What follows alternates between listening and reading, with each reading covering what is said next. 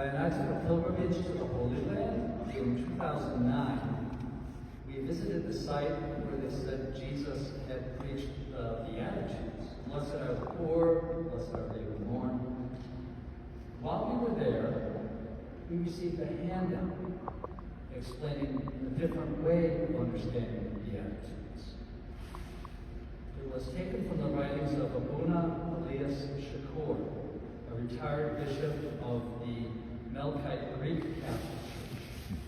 And I wouldn't be surprised if some of you here have already heard that interpretation. Abuna Shakur is from Galilee, and he was raised in one of the few remaining villages where Aramaic, the language that Jesus grew up speaking, and the language he probably preached the Beatitudes in, it's one of the few places where a form of Aramaic is still spoken. And when Abuna Shakur was growing up, and I've met him 2 times. He travels to the United States occasionally to fundraise for a beautiful ministry that he has there, a school for Christians, Muslims, and Jews. And Abuna Shakur said that when he was growing up and he heard the Beatitudes, something didn't sound right. Blessed are the poor. Really? Later on, using his language skills, his theological background, his life experience, he realized that the Beatitudes were written in Greek. The Greek word for blessed is makarios. And I'm not a Greek scholar, I never had to take Greek in seminary, but makarios is passive. So if you use the Greek meaning, you're blessed just by virtue of being poor, or of being hungry, or of being in mourning. However, the Aramaic words that translate into Makarios are ashrai and tuva'u, and those are active verbs. They translate into get up, get on the right path, do something. So Abuna Shakur contends the way Jesus' followers and his enemies would have heard today's gospel was more like, get up, get on the right path, do something, you who are poor, for yours is the kingdom of God.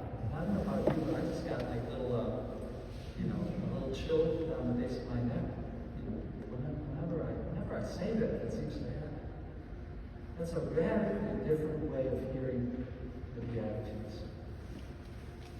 Now, 2 decades ago, I was serving in Camden, New Jersey, which at the time was the poorest city in the United States. And I looked at my homily for the 6th Sunday of Ordinary Time, which was February 11th, 2007. 2 years before I heard of Abuna Shakur. And here's what I preached back then. Quote, as we know all too well, in terms of economics, Camden is the poorest city in the United States. So we are blessed. The kingdom of God is ours. End quote. It's almost as if I was congratulating the people in Camden for being poor. Now, after 2009, the Beatitudes took on a much different meaning for us in Camden. Using Abuna Shakur's insights, the Beatitudes became sort of a mantra for those of us who are doing community organizing in Camden.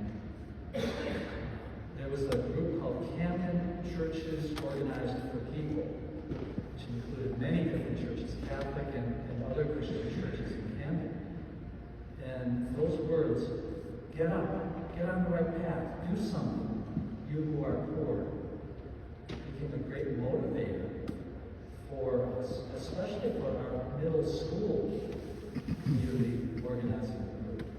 Yes, middle schoolers, 6th, 7th, 8th graders at a community organizing group.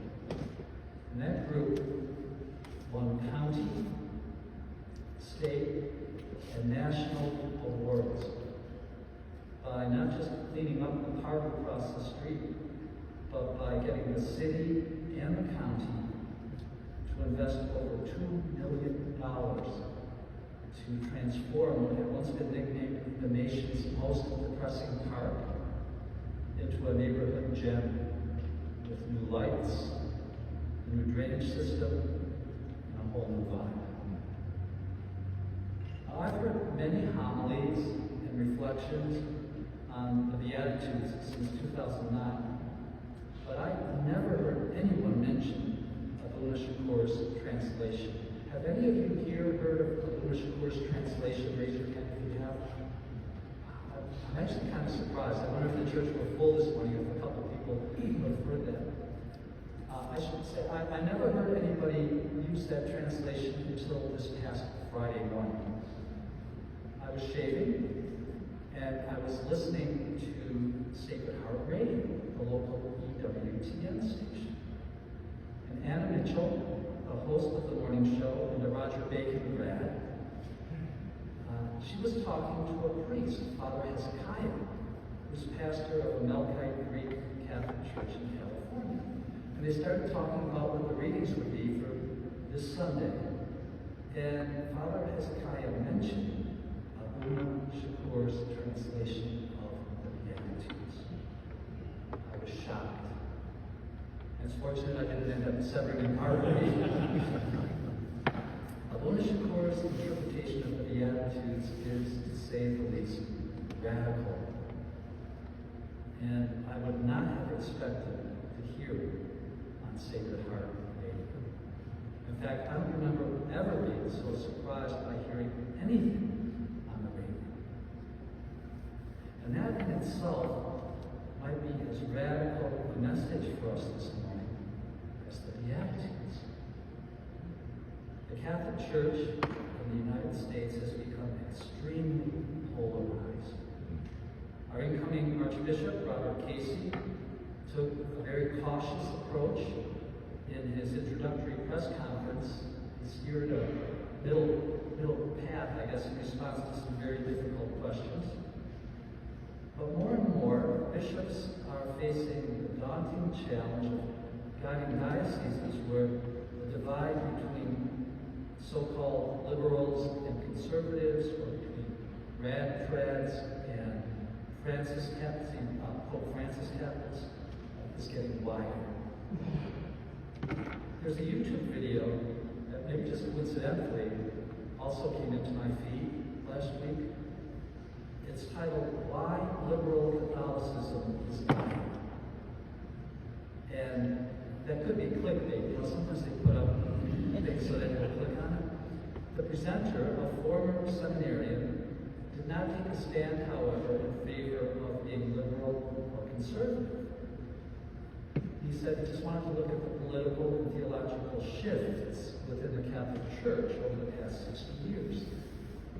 And he examined trends in what Catholic priests believe. Not surprisingly, over the past 20 years, priests as a whole consider themselves more politically conservative than before. Also, the younger a priest is, or the more recently ordained, the more likely he is to be theologically orthodox. The progressive, liberal Catholic priest is disappearing to the point where liberal Catholicism can be likened to the bush in the desert that we heard described in the first reading from Jeremiah. 10 years from now, it will be rare to find an active priest who votes Democratic or who is in favor of women's ordination. Most older priests consider themselves to be liberal, but very liberal, and practically none identify as very conservative. However, for priests ordained since 2010, only 4%, 1 out of every 25, consider themselves liberal or very liberal. Among the most recently ordained, 85% self-identify as conservative, 14% are moderate, and just 1% are progressive. The effect of this shift will become even more pronounced 20 to 30 years from now, For as the number of liberal and moderate priests declines, so will the pool of potential liberal and moderate bishops. Now, most of the Franciscan friars, including Father Al and Father Jen, Father Tim, and I, we are among the generations who were educated in seminaries who were much more liberal, progressive. In our Franciscan order, more and more men are being attracted to conservative groups like the Friars of the Renewal. Our group of Loyal Franciscans in the 1950s and 1960s, I imagine from our different provinces, would have had well over 100 men in each class of our 7-year formation. Now we have 2 men in what's called the novitiate year, and just 1 man in our post-novitiate year. That's for the entire country. So, is liberal Catholicism a barren bush destined to shrivel up and die? It very well could be if we go by raw numbers and rigid categories. And if our criteria are, did he vote Democratic? Is he in favor of women's ordination? However, there's a different way of looking at it.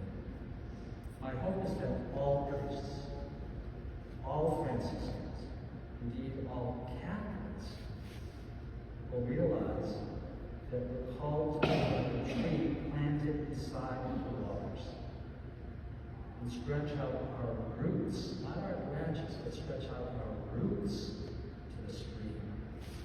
And that stream is neither liberal nor conservative. It's the gospel. True life-giving water doesn't come from the left or the right, but from the one who inspired Matthew, Mark, Luke, and John. Father Hezekiah and I, though a few thousand miles apart, are both celebrating Jesus Christ this morning in the source and summit of our faith, the Eucharist. I hope today is not the last time that you would not be able to tell the difference between a homily given by me and one given by a priest from EWTN. I also hope that you all have the experience of stretching out your roots toward that living water and bumping into somebody who you might least expect. I think I discovered what that feels like on Friday morning while I was shaving. There's no denying the polarization in our political structures and in our church. But as a baby boomer, I actually look forward to the emergence of wisdom figures, mystics, contemplatives from the millennials, Generation Z, and Generation Alpha, who might share with us new wineskins. Who knows? They might encourage us to get up, get on the right path, and do something.